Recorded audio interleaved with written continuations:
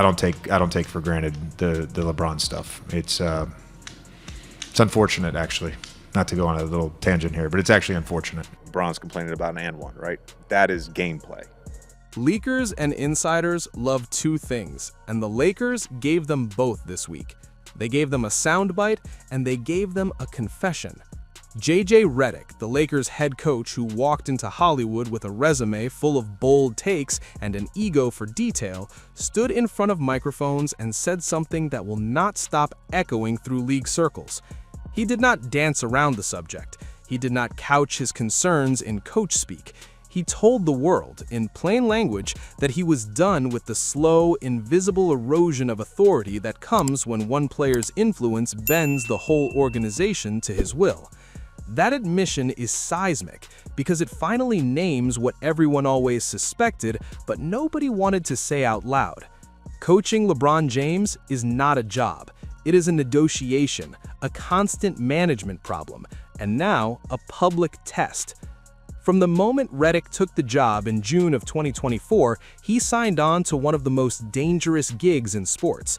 The Los Angeles Lakers are under a microscope at all times, and the pressure is not theoretical. It chews up coaches, even the great ones. Frank Vogel won a title and was gone. Darvin Ham took a roster many had written off deep into the playoffs and still lost his job. That history is the backdrop to everything Redick said.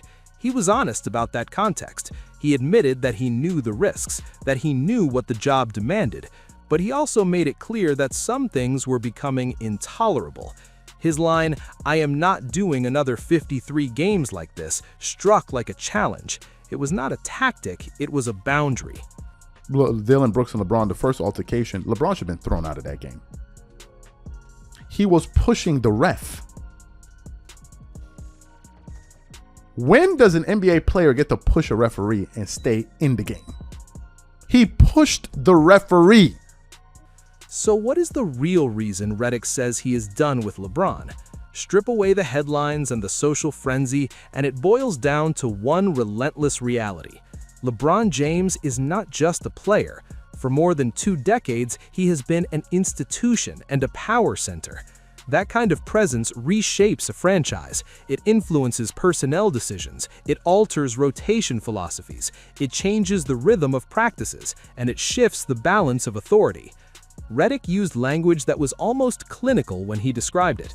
Coaching him is not a matter of drawing up better plays, it is a matter of managing influence, of navigating leverage, and of trying to hold firm when the gravitational pull of greatness wants to rewrite the plan every night.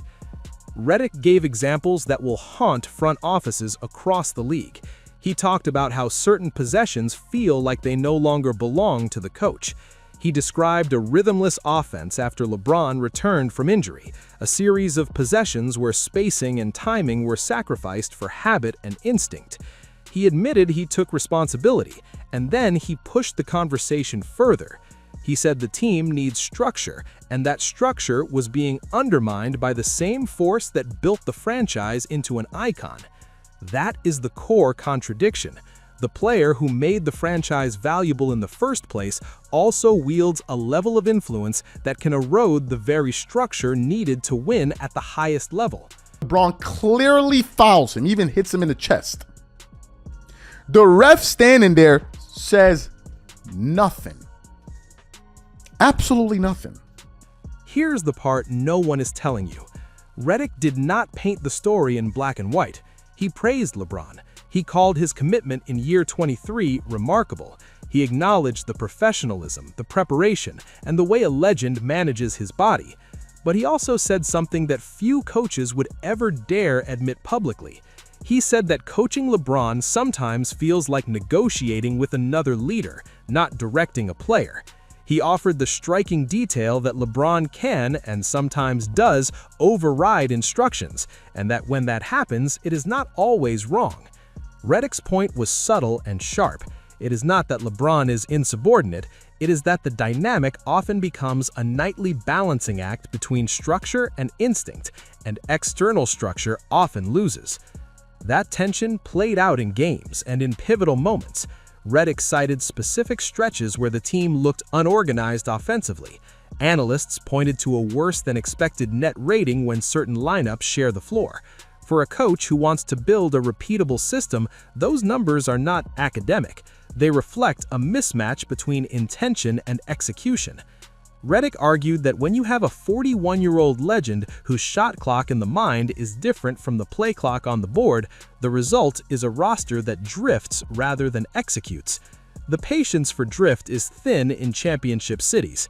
Redick's warning was that you cannot paper over structural misalignment with charisma or with highlight plays. The math eventually forces a decision. JJ Redick states that Luka, not LeBron, was the one who was supposed to shoot the technical free throw call on Dillon Brooks late in the game. Redick also lifted the veil on the political pressure coaches face in Los Angeles. He was blunt about the fact that not every criticism can land the same way when you are challenging a franchise icon. He said that accountability is not evenly distributed. When most of the roster is built around what one player wants or what one player's camp negotiates, the coach has to decide whether to back a principle or back a star. Redick signaled that he wants to back principles. That is the reason he says he is done. He is tired of walking the tightrope where every micro-adjustment becomes a major negotiation, where film room critiques morph into headlines, and where organizational patience is tested by conflicting loyalties. The coach tied this to a larger organizational pattern. He pointed to repeated coaching turnover as evidence of a system that protects some voices while punishing others. Vogel won a championship and was shown the door. Ham took a team to the Western Conference Finals and then found himself out of a job too. The pattern, Redick suggested, is not about coaches failing at the X's and O's. It is about the friction that occurs when a franchise attempts to be both a team and a standing ovation for one of history's greatest players. He asked, in effect, whether any coach can truly lead when the definition of success is sometimes measured by a narrative rather than by constancy of process. Of course, the players on the roster feel this too. Redick talked about the daily grind in practice, the film sessions that have to be exact because championships are built on tiny details. He spoke about the micro day-to-day work that consumes a coach and why he felt compelled to draw a line. He said there were moments where his message was not getting through because the structure kept bending, and that is a nightmare for a coach who believes in system, repetition, and accountability. He framed his stance as an act of care, not as a personal vendetta. He said he wanted to salvage a season, not start a culture war. But he also made clear that coaches cannot keep absorbing the same friction without the tools to enforce standards. Naturally, the media framed his comments as a showdown. Social feeds are filled with take after take about loyalty and legacy. LeBron's defenders said Redick was naive or reckless. Others cheered the coach for finally saying what many had thought for years. But Redick's message was more practical than theatrical. He demanded clarity on how decisions were made. He wanted to know who sets rotations, who decides minutes, and how the organization balances reverence for a legend with the durability of a system. He asked for managerially clear lines, because without those lines, coaches cannot plan. That task is not radical in other industries, but in the high-emotion world of the NBA, it is a live wire. What happens next is the real story. Redick did not call for public removal or for punishment. He called for alignment.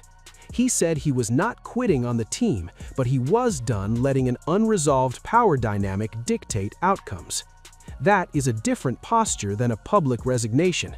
It is a demand for the kind of accountability that can only come from ownership and from a front office willing to place long-term structure above short-term optics.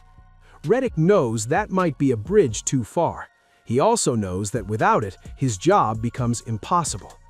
The reaction inside the locker room was predictable. Some players wanted clarity because the coach's honesty felt like an opportunity for structure to finally win out. Others bristled because their world had been rearranged publicly. The franchise's front office now faces a choice. They can line up behind a coach who is asking to be empowered to enforce a system, or they can double down on the star-led equilibrium that has defined the team for years. Either road will have consequences.